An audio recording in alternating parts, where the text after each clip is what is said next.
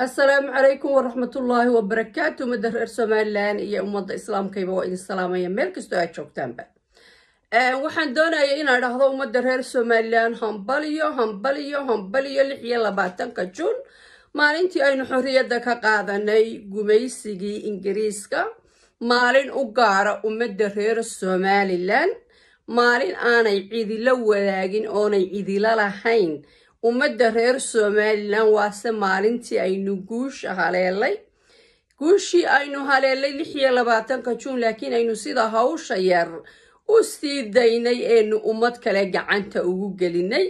waxa aan leeyahay alxamdulilaahi rabbil caalamiin, mar haddii aynu la soo noqonay maxaan ku idhahday dowladnimadeenii oo aynu maanta 26 Juun u dabaaldegayno. inkastoo ay dad maxaan ku idhahday kale dabaaldegayaan oon haba yaraatee wax xorriyadda shaqo oo ay ku leeyihiin aanay jirin, laakiin isma keekiyaya ay u dabaaldegayaan. laakiin waxaan leeyahay hambaliyo umada reer Soomaaliland. waxaan arkay meelo dhowra iyo hadallo maxaan ku idhahday aan macno weyn ku fadhiin oo lagu hadlayay. qaar baan maqlayay 26 Juun maba jirto, haddana dabaaldegay waxay ku dabaaldegayaan ma garanayo. 26 Juun odaygii gala dagaalka muxuu yidhi 26 Juun ma jirto, kowdii luuliyun baa xorriyad, haddana waa laga dabaaldegayay meeshiisa, waa dabaaldegayay. marka waxa loo dabaaldegaya ma fahmin. haddii aan 26 Juun aqoonsanayn maxaa lala dabaaldegayaa?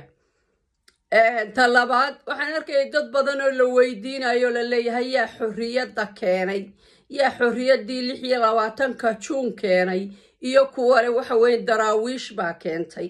daraawiishtii waxay jabtay 50 sano ka hor, intii aan mise 40 sano intii aan xorriyadda la qaadanin. marka waxaan leeyahay umada reer Soomaaliland hambaliyo, guul iyo gobonimo, dabaaldega. cidda faraqa ay idin haysataana maalin bay iska sii dayn doontaa faraqa. waa maraboob, oo maraboobtu hadday maryaha kaa qabsato sida laysaga furfuraa waa adag tahay. marka maraboobta dalkayaga iyo calankayaga ku dhegsan waxaanu leenahay walaalo kuwiina sugo, maalintiina u dabaaldega. qaranka Somaliland iyo maxaan ku dhahay umada reer Somaliland waxaan leeyahay hambaliyo. cadow ayaa idinku wareegsan, dad badan ayaa jiritaankiina neceb.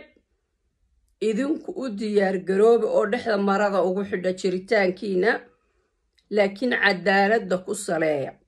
meelaan cadaalada ka jirin, haddii ay cadaalad xumo dhacdo oo ay xaqdarro dhacdo oo ummadda dhexdeeda la collaysiiyo, waxaa loo jabayaa oo loo jilcayaa waa cadowga weeye. cid gaara iyo qolo gaara iyo jufo gaarina qarankan ma badbaadin karto. wadajir ayaa lagu badbaadin karaa, wadajirka ka shaqeeya. hambaliya ayaan idin leeyahay umada reer Somaliland.